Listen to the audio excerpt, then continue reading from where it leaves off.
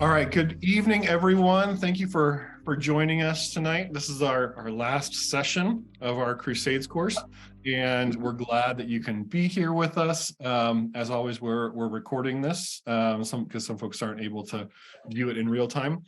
We thought we'd do something a little bit different tonight, so we're going to still have the normal kind of first 2/3 or so of the course, and Halla is going to be presenting tonight on this idea of civilization and be able to have some conversation around how we think about civilization and how that connects to the Crusades.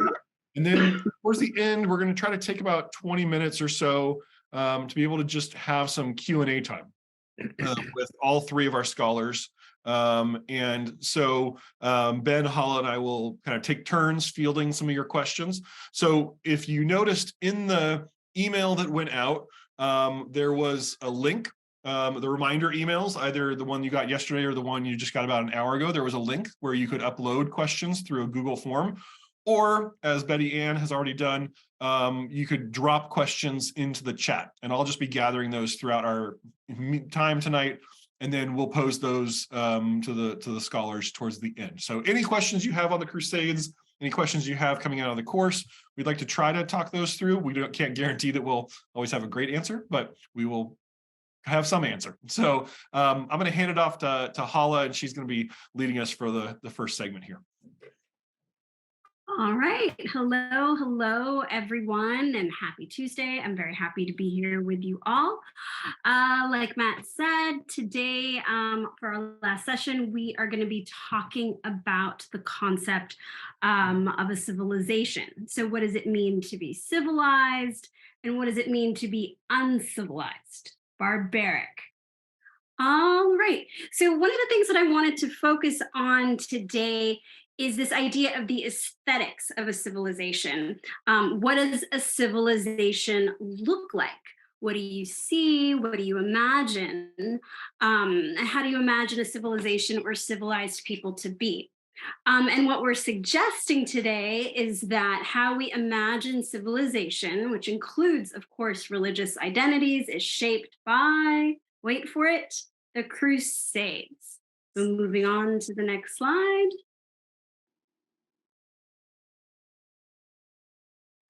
All right, so it's always good pedagogy to begin with a little bit of a review to get us all situated.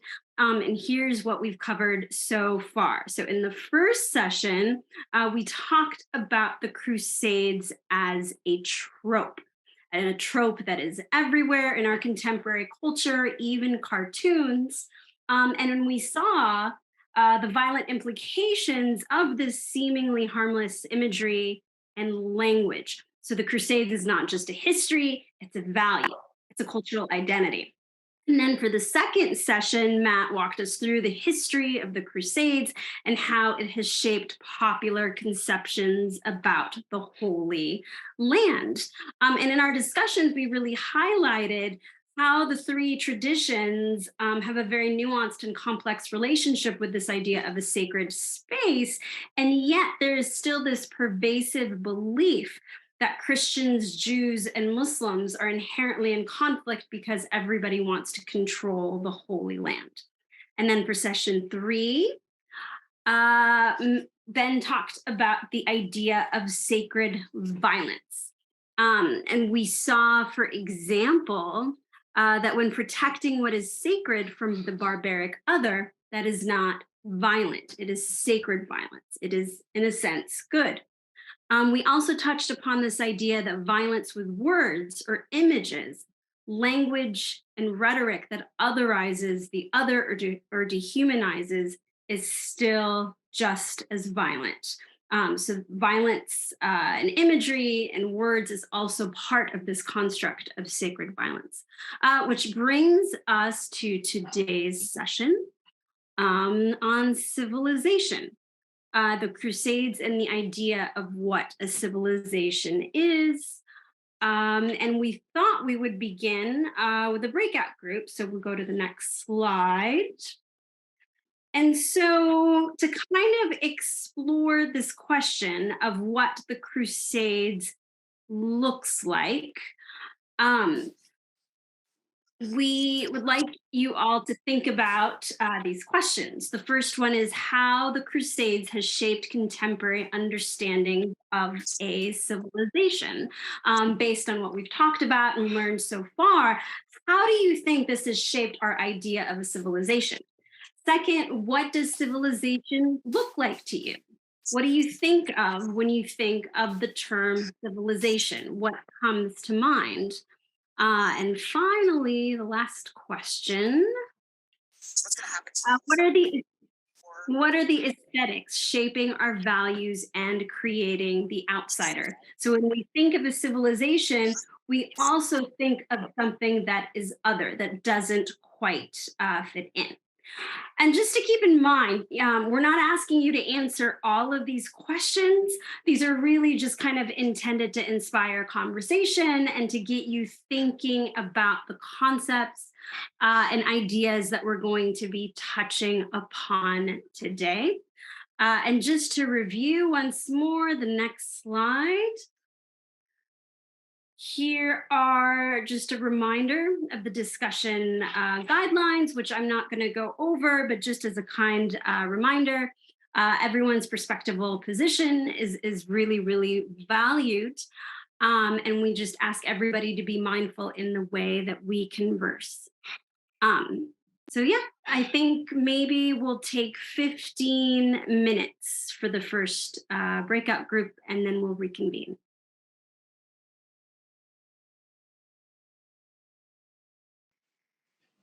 All right.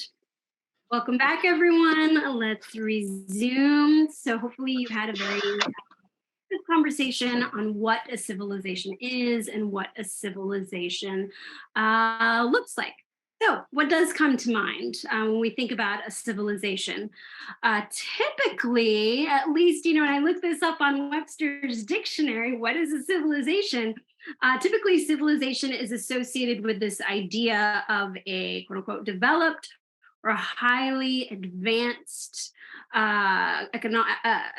society that is advanced economically, militarily, technologically, and culturally. So some of the imagery associated with civilization might be those related to architecture, such as the Greek temple, ancient Greek temple here on the middle above, or the Roman Colosseum.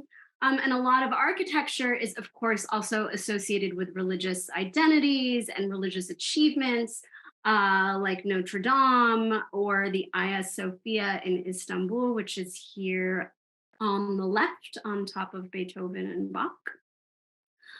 Civilization, as you can see, is also very much associated with technology, as well as intellectualism and the art. All of which is to say, there is an aesthetic to the idea of civilization. And this aesthetic not only symbolizes what is civilized, but it also indicates the idea of who is not civilized, the barbaric, who does not belong in this context. So I found this picture on the lower right, this example of a caveman holding a smartphone. And this cartoon is humorous because we buy into the premise of who is civilized, advanced, and who is not. That's what makes it ironic. And moving on to the next slide.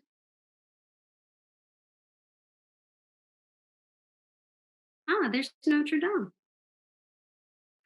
All right, so the question of what civilization looks like, it's not only mapped onto landscapes or architecture, but it's also written on people, on human bodies. Civilization, in this respect, is very gendered, presenting how ladies and gentlemen should behave, and especially how men and women should dress.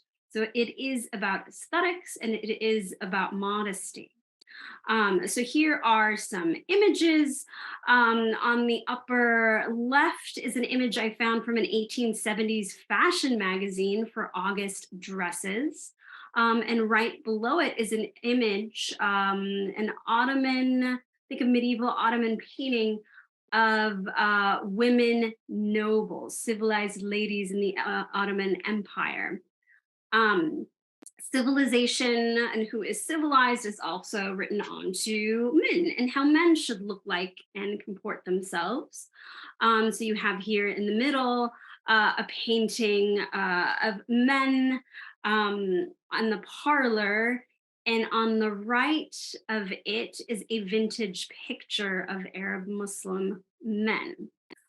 One suggestion that I would also like to make today with regard to who is civilized, who is not, what does civilization look like, is that this idea of civilization is very much written on people's body. Men and women become the site of negotiating who is civilized and who is not. And this is especially true of Muslim women and the question of the veil, for example. Both within Islam, as we have seen with all that's going on in Iran, and also from outside perspectives. So here, for example, on the lower left, there's a picture of the Shah of Iran and his first wife, Fawzia, who is Egyptian. And as you can see, the style of dress is very what we would call Western or European. So under the direct British control and intervention, the Shah's government at the time had actually issued a ban against the veil. It was a way of saying Iran is not backwards, right? We are civilized and modern like the Europeans.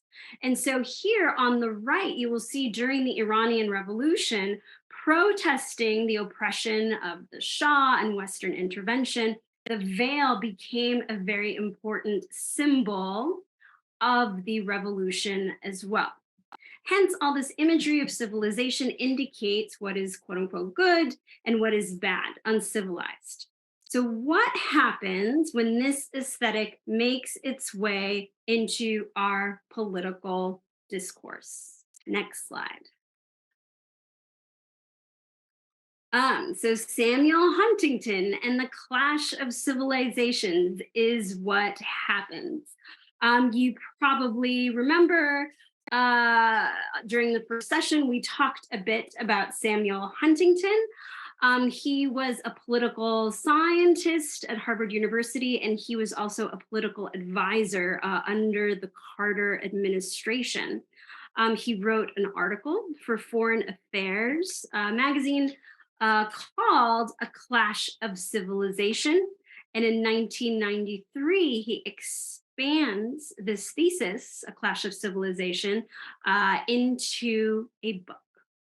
So here on the right are some quotes. This is how he defines a civilization.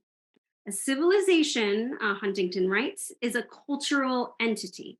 It is the highest cultural grouping of people and the broadest level of cultural identity people have short of that which distinguishes humans from other species. It is defined both by common objectives, elements such as language, history, religion, customs, institutions, and by the subjective self-identification of people. So later in his essay, he does specify that this idea of a civilization, this idea of identity, is based on religion. Religion is the basis of identity and the source of conflict. And these identities, he continues to write, will be increasingly important in the future. The world will be shaped in large measure by the interactions among 7 or 8 major civilizations. And here he categorizes and names these different civilizations based on their identities, according to Huntington. So these include Western, Confucian, Japanese, Islamic, Hindu, Slavic Orthodox, Latin American, and possibly African civilizations. The most important conflicts of the future will occur along the cultural fault lines, separating these civilizations from one another. Pay attention. It's really, really interesting to which civilizations get assigned a religious term and which do not. Here we have the West, which is code for Christianity in some discourses, but it doesn't get labeled in religious terms like Hinduism and Islam and whatever is considered the religious other. He also goes on to say in this last quote, Western civilization is both Western and modern. Non-Western civilizations have attempted to become modern without becoming Western. You have a clear binary here between Western, which is again is code for Christian, advanced, and the other, which really in Huntington's work, as we talked about in the first week, are the Muslims.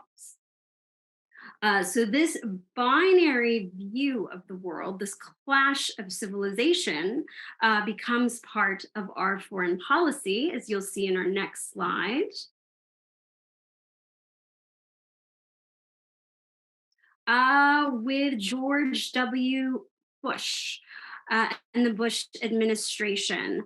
So during the State of the Union address in 2002, as a strategy of starting to kind of begin justifying our invasion of the Iraq War, Bush really draws on or evokes this imagery from a clash of civilization. And he says in his speech, states like these, which are North Korea, Iraq, and Iran, and their terrorist allies constitute an axis of evil. They could attack our allies or attempt to blackmail the United States. In any of these cases, the price of indifference would be catastrophic. So there's a clear defining of us versus them. The clash of civilization is not just Western and Islamic societies, but the other becomes the evil other, thereby justifying the invasion in Iraq. And so this discourse we also find in the next slide, or this framework of a clash of civilization is also adopted by Osama bin Laden and Al-Qaeda. So in a book called After Bin Laden, The Next Generation by Abdul Bari Atwan, he quotes bin Laden as saying, the ultimate clash of civilization and a mighty apocalyptic battle between the Crusaders and the believers, which is won by the latter, who then establish a global caliphate. What's interesting here is that bin Laden adopts and completely agrees with Huntington's premise, with his thesis, but he flips the script, so to speak, thereby dehumanizing the West as the other. So he takes Huntington's clash of civilization to its logical extremes or its end. So clash of civilization is not simply a theory, it has violent implications. And moving on to the next slide, just to give you a little bit more of a background on this term, a clash of civilizations. So it was first coined by Bernard Lewis, who uses it to describe Islam and the West. So a clash is very much specific to Islam and Muslim identities. Lewis, just to give you a background, was a British historian specializing in what was then called Oriental studies, the studies of Islam and the Orient. He was, I believe, an archivist of Ottoman documents. So he taught in the US, and he was also very politically active, especially in neoconservative circles, serving as the advisor to Bush and Cheney, especially during the Second Gulf War, justifying the invasion of Iraq. So here he is on the bottom left with George W. Bush and Laura Bush receiving the National Humanities Medal. And you see him here pictured on in the middle with Henry Kissinger. So he was very, very influential, both in the academy, but also in the political sphere. So in his work, Lewis consistently contrasts Islam and Muslims with the idea of a modern and progressive secular West. I mean, if you haven't read Bernard Lewis, this is even evident by the titles of his book, Islam and the West. There is a direct dichotomy here. And in this other book, What Went Wrong? A Clash Between Islam and Modernity in the Middle East. And then he writes in What Went Wrong in the book, to a Western observer schooled in the theory and practice of Western freedom, it is precisely the lack of freedom, freedom of the mind from constraint and indoctrination, to question and to inquire and speak, freedom from the economy, freedom of the economy from corrupt and pervasive mismanagement, freedom of women from male oppression, freedom of citizens from tyranny that underlies so many of the troubles of the Muslim world. So here in his binary, you see this idea of the civilized West. The civilized West values freedom, intellectualism, freedom of speech, a thriving economy, and of course, you have men and women, freedom of women, free of male oppression. What is the other? Who is the uncivilized who represents the other? And to Lewis, that was the Muslim other. And moving to the next slide. So one important critic to know about of Bernard Lewis had been Edward Said, who was a Palestinian American scholar of literature at Columbia University.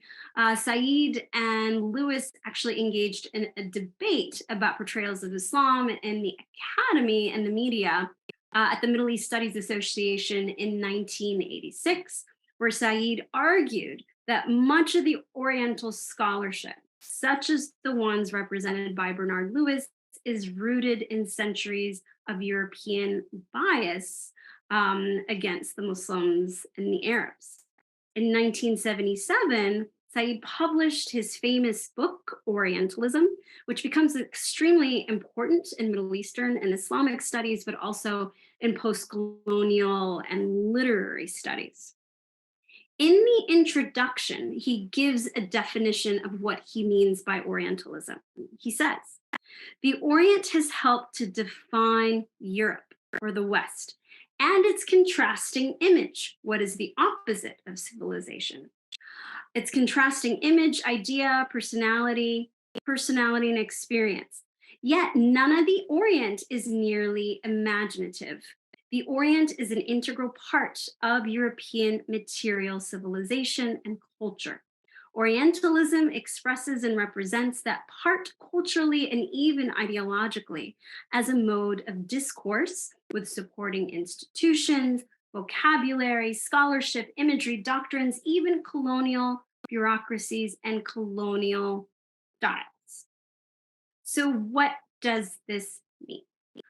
The idea of a clash of civilizations, the Muslims and the Arabs, is a construct that is integral to the European identity, how Europe got to see itself and how Europe got to define itself as civilized.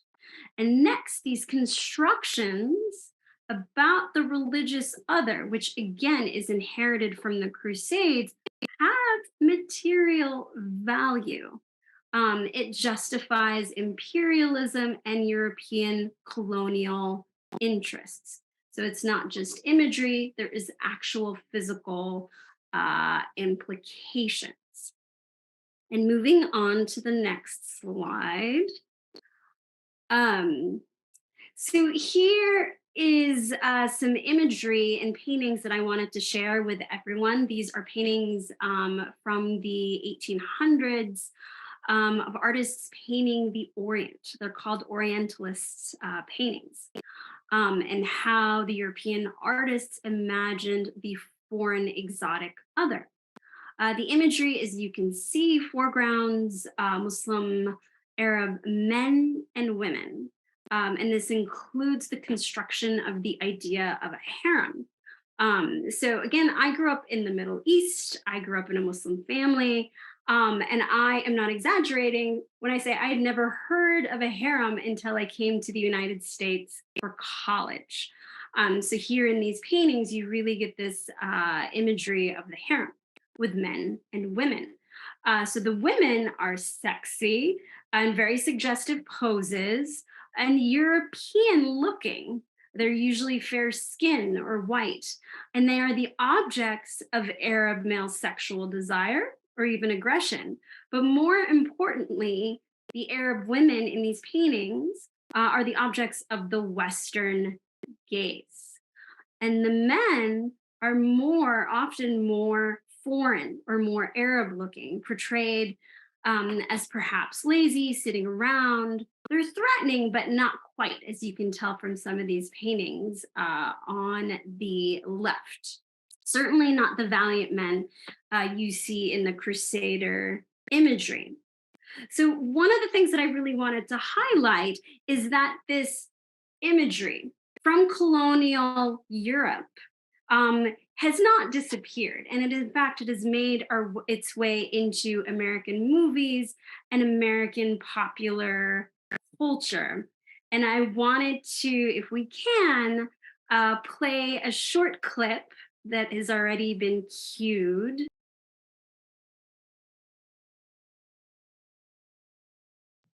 All right. So they'll cut off your ear if they don't like your face. It's barbaric, but it's home. So here you have Crusader ideas about civilization, again, making its way into cartoons and in a really, really fun song. And this sort of language and this imagery is violent because of the sort of ideas one internalizes while watching it. So one of the things I did want to point out as well is I do think that the media, movies, and shows have gotten more nuanced, right? As far as depicting the religious other, particularly with Islam. You do have some interesting shows like Rami, and there's another show called Mo, which does kind of show Arabs in a more nuanced light. With that said, I really think this hiddenness, this bias against Islam still shows up in a lot of movies, in media, even in movies that are supposedly depicting, right, Muslims as friends. And in its little things when the good Arab or Muslim typically speaks with an American accent, but as soon as you have a bad person, an Arabic accent comes out and you hear kind of the lutes and Arab music playing. So it is still something that is very alive and well in our media, who is civilized and who is not. So moving on to the next slide. All right, so the Crusades and its descendants, the clash of civilization and Orientalism together function as a sort of a lens. They shape the way in which we tend to view the world. And viewing the world through this lens, we would like to suggest leads to sacred violence, especially taking this lens for granted and not questioning the lenses in which we are understanding the world. One example I would like to bring up is the Danish cartoons. So, as most of you know, a Danish newspaper had published some caricatures of the Prophet Muhammad in 2006. And this was followed by a lot of protests and riots in majority Muslim regions. They were then reprinted in Charlie Hebdo in 2014-15, leading two Frenchmen to storm the office of Charlie Hebdo and killing 12 people. A lot going on here. But what is of interest for our purposes today is that while most of the debates have focused on this question of freedom of speech, who has the right to criticize who, or whether or not Muslims are okay with depicting the prophet, right, in pictures, none of the discourses or conversations have focused at all on how racist and otherizing these images really are. They're not really depictions of the Prophet Muhammad, but when you look at it through the lens of a clash of civilization and Orientalism, they're really depictions of the Arab Muslim male other as the racialized, violent, and aggressive other with protruding lips and dark features, which I'm not going to show the images here today, but just to describe them a little bit. So, the lens of the Crusades and how it shapes our ideas of a civilization can potentially be harmful, and it is certainly problematic for interreligious discussions when we don't think critically of it, when we take it for granted. One last slide before we move on to questions. I wanted to introduce you all to an individual by the name of Sayyid Qutb. He was an Egyptian ideologue and one of the founding members of the Muslim Brotherhood. So Qutb was an extremely prolific writer, and much of his writings did influence the thinking of Bin Laden and Ayman al-Zawahiri for Al-Qaeda. So Sayyid Qutb was born at the beginning of the century, 1907, in rural Egypt, growing up under British domination in Egypt. So Qutb is an individual, a Muslim, who internalized the Orientalist idea and imagery that we just talked about right now. In 1949, he is sent by the Egyptian Department of Education to the United States. He goes to Greeley, Colorado, to learn about the American curriculum to bring back home to Egypt. So he ends up in Greeley, Colorado, which is a dry city at the time. And from that experience, he writes a book called The America I Know. And in his writing, he writes about America, Americans, as the uncivilized, primitive other. He writes that America might be technologically advanced, it might be more powerful and wealthier, but it is culturally deprived, primitive, devoid of any morality. He writes quite a bit about the American obsession with aesthetics. He writes that Americans are obsessed with their yards. And he also, in the same way that Orientalist imagery otherizes men and women, he also talks about American men and women as being uncivilized, dressing in a way that's uncivilized, and behaving in ways that is violent and uncivilized. If I can, and Matt, you can stop sharing the screen.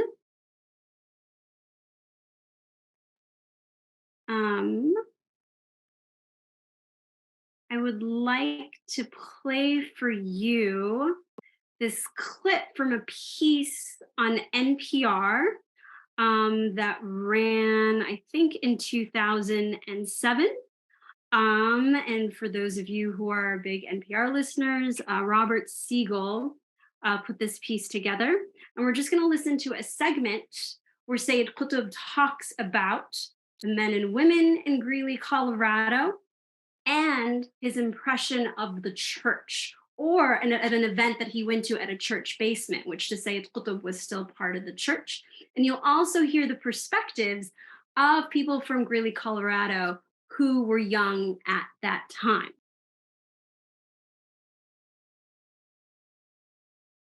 All right.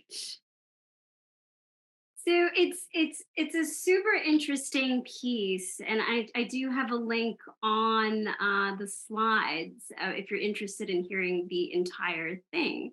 And it's so just as the European colonialists in the Orientalist discourse, right, kind of view the Muslim men and women as the other, the civilized, uncivilized, Sayyid Qutb kind of flips it and sees the American men and women and religious contexts as the symbol of, and he keeps using the word primitive. I mean, and in certain ways, when I listen to it, it sounds like culture shock. So for me, who's grown up in the Middle East, it was really interesting to hear the women talk about, well, the skirts weren't that short; it had to come down to your knees. But you have different modesty standards, right? So in the Middle East, it's a little bit different. And we think of churches versus mosques. In a mosque, you would not be playing music.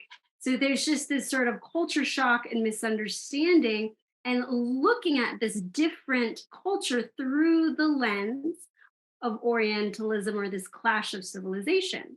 And Qutb's words, right, just like Huntington's too, kind of take on another life of their own, where they do have some violent implications.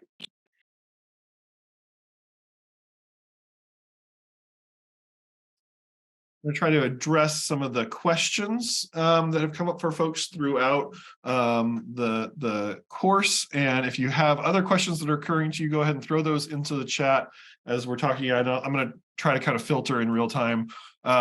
So I'm going to pose a couple of the questions that we got just off of our email that went out, and people who submitted questions through the Google form. I think it was Jean Suda asked a question about the January 2023 issue of Catholic Review in Baltimore had a blurb about a 20-minute TV show that was filmed in Utah called Knights of the Cross. And in this show, it's about Richard the Lionheart. It featured a local pastor from Utah, and it's on. This is a contemporary show that's showing up on YouTube right now. So she's asking, are any of us familiar with it? And isn't it somewhat astonishing that it would get play in an archdiocesan publication?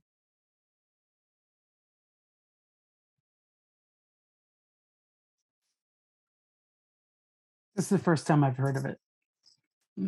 So my answer is no, I haven't. Are you astonished, Ben, that a Catholic archdiocese would highlight the Crusades in a positive way? I want to be. I guess I would need to know more context. I mean, if it's promoting a film for pedagogical or heuristic reasons, I think that it would not be unsurprising. I mean, film is obviously a complicated medium in terms of what you put out into the world and how you are using it in your own context. To give you an example, we at the ICJS have had in the past, we've shown a number of movies. It wasn't necessarily that we were promoting the content of the movie. We were using it as, we'll say, a text for a way of talking about culture, language, religion, and the possibilities of interreligious engagement. And so if someone would be astonished that we had showed some of these films, it would only be because they got half the story. So I'm willing to give the charity that I would give ourselves in that context to the diocese. That said, right, it's with maybe some suspicion if we have a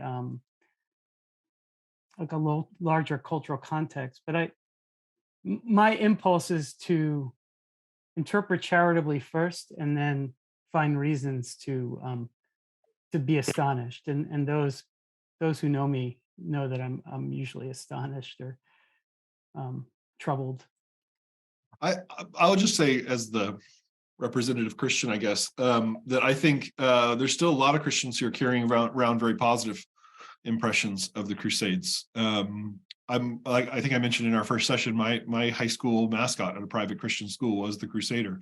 And it's really only within the last 20 years or so that you've seen a lot of Christian reckoning with that. Christians wanting to step away from using that terminology. I think it's largely a post 9/11 phenomenon, as people are kind of reconsidering the relationship between the Crusades and colonialism and American wars in the Middle East. But I think there are a lot of Christians who are still walking around with images of chivalry and heroism and conquest that are very positive from the Crusades.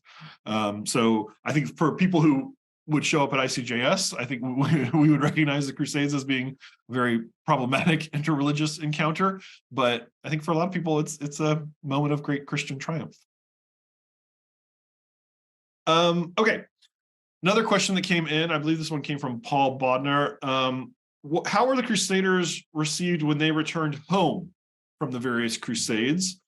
Was there a time when the church or other organizations rethought or regretted what had been done? Was there a process of self-assessment at any identifiable point? Kind of a related question, I guess. Halla, do you have any knowledge? I'm afraid that I do not. I'm very much the scholar of Islam and a product of the Arab Muslim world, where I link the Crusades to colonialism and that sort of, and 9/11. I'm afraid not.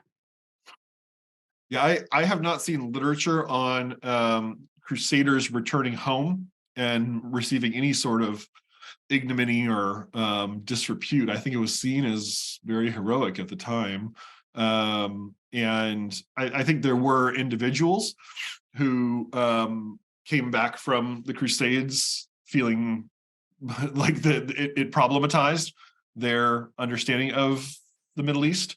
I did a research paper when I was in college on the Crusader Kingdom of Jerusalem, which was the Christian kingdom that was set up around Jerusalem for less than 100 years after the First Crusade. And one of the dynamics that you see if you actually dig into the literature there is after the First Crusade, I mean, there's immense slaughter, there's horrible, just the accounts of the Crusaders conquering Jerusalem are terrible. Within about 20 or 30 years, things had really kind of calmed down quite a bit, and they were trading with local Muslims and local Jews, and everything had kind of settled back into more or less how you think of a normal society in the Middle Ages operating. And then there'd be another wave of Crusaders coming in from Europe who would want to go out and fight the barbaric Muslims, and this would kind of instigate things over and again. So I think the human impulse to kind of go along and get along and be kind of neighborly to your neighbors is a pretty deep human impulse, but those impulses didn't survive very much during the Crusades. Can I just add?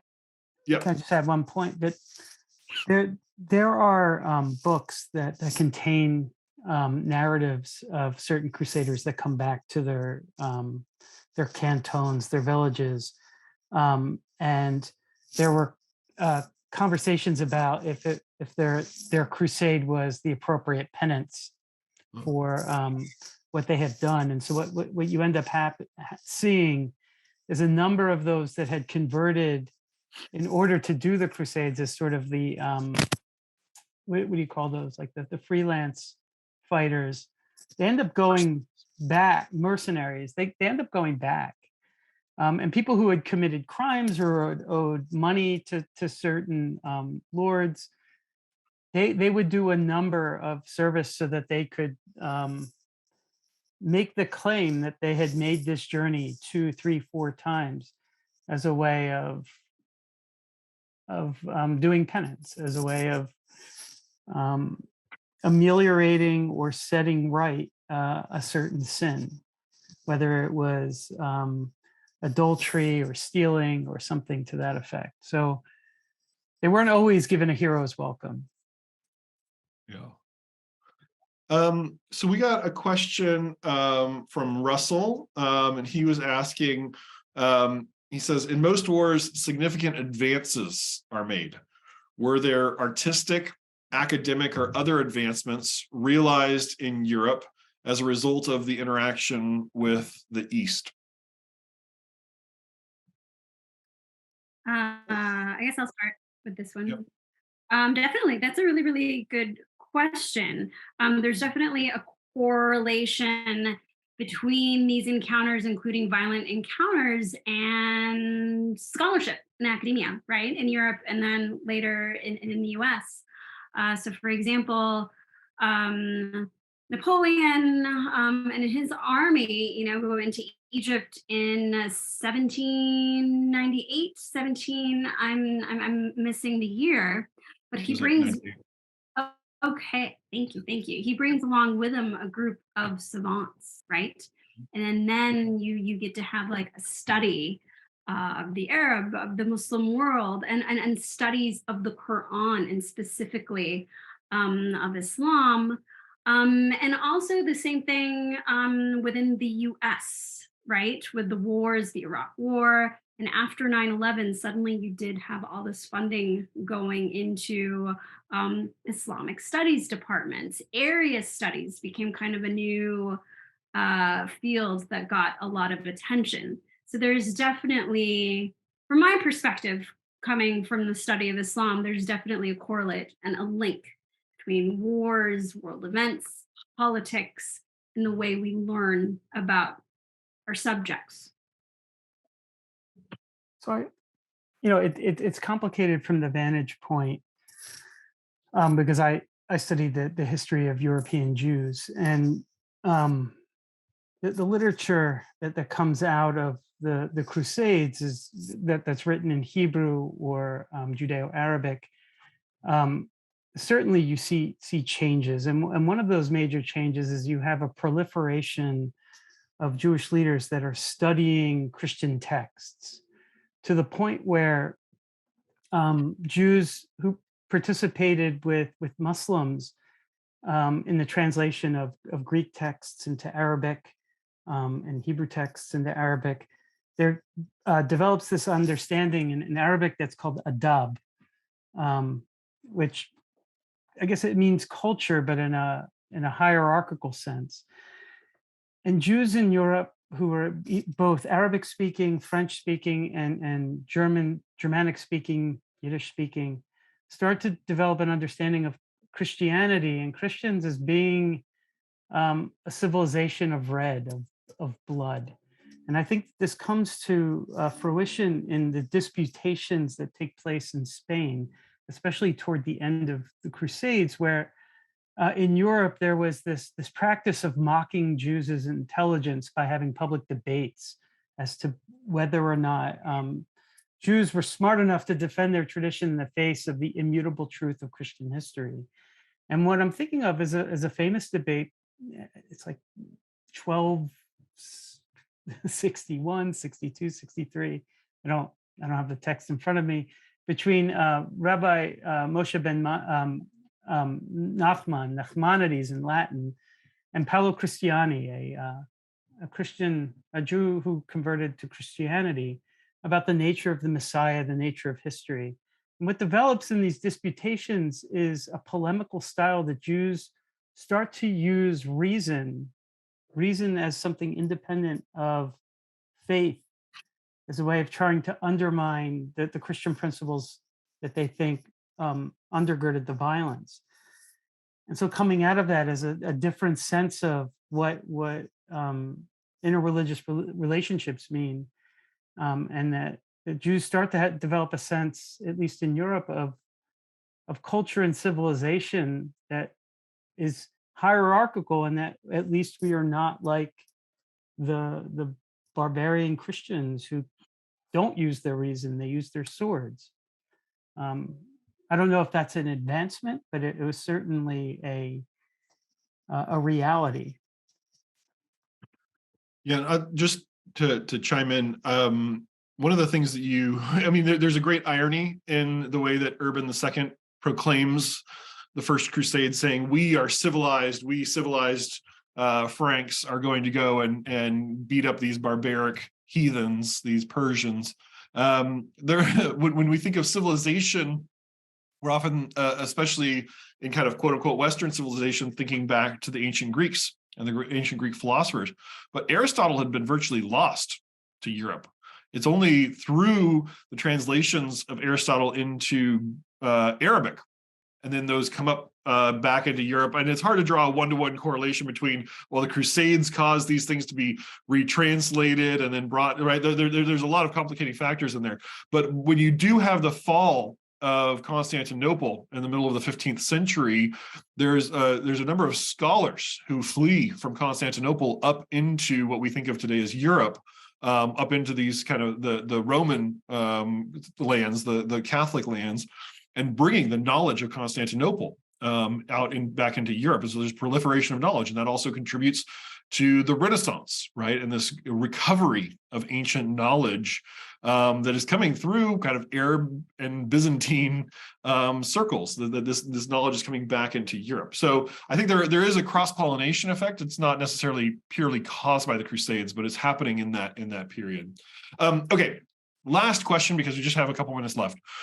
Betty Ann posed us a very provocative question that I lost because the chat lost it, so I'm not going to get her wording quite right. But we posed a question, we three, at the top in the title of this course: are we prisoners of our own interreligious imagination? Can we think past the Crusades? And so she's asking what our answer to that question is.